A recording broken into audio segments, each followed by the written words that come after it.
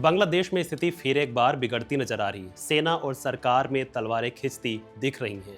चुनाव को लेकर मचा है घमासान और सेना और सरकार आमने सामने है। तो साथ ही पूर्व पीएम खालिदा जिया की पार्टी बीएनपी ने भी यूनुस को चुनाव को लेकर अल्टीमेटम दे दिया है। बीएनपी ने दो टूक बयान में कहा है कि बिना चुनाव कोई भी सरकार अवैध है। तो दूसरी ओर सेना ने भी चुनाव की डेडलाइन तक का ऐलान कर दिया। सेना ने साफ तौर से कहा है कि दिसंबर लास्ट तक चुनाव कराए जाने चाहिए और इसके बाद यूनुस की अंतरिम सरकार की टेंशन भी बढ़ चुकी है। बांग्लादेश में सेना गलियों में घूम रही है। सैन्यकर्मी बख्तरबंद गाड़ियों के साथ देश भर में सक्रिय नजर आ रहे हैं और गश्त कर रहे हैं। सेना किसी भी स्थिति से निपटने को तैयार नजर आ रही है। दरअसल हाल के दिनों में सेना और सरकार के बीच टकराव देखा गया है। माना जा रहा है कि फिर एक बार बांग्लादेश में राजनीतिक अस्थिरता आ सकती है और विरोध प्रदर्शन भी देखने को मिल सकते हैं। इसी को देखते हुए सेना ने अपनी चौकसी बढ़ा दी है।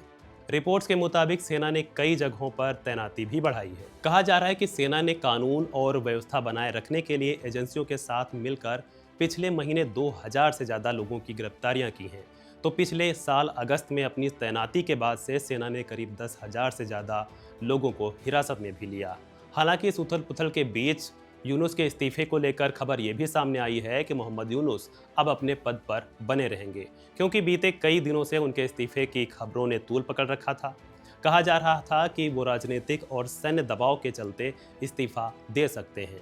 दरअसल मोहम्मद यूनुस ने शनिवार को सलाहकार परिषद की एक बैठक बुलाई थी।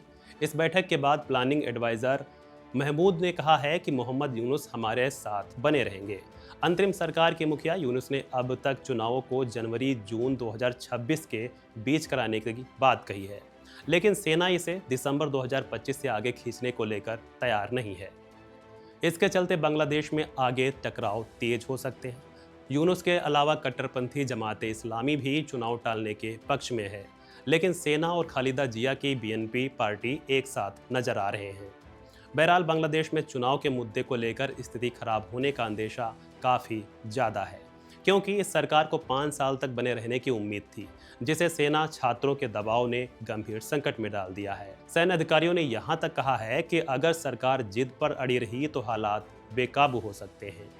और इसके अलावा सेना प्रमुख वक़ारुज्जमान का भी वो बयान, जिसमें वो साफ तौर से यूनुस को कहते हैं कि बिना चुनी हुई सरकार अवैध है।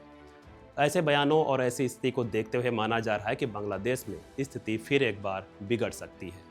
बहरहाल इस वीडियो में इतना ही। बाकी के अपडेट्स के लिए जुड़े रहें वन इंडिया हिंदी के साथ।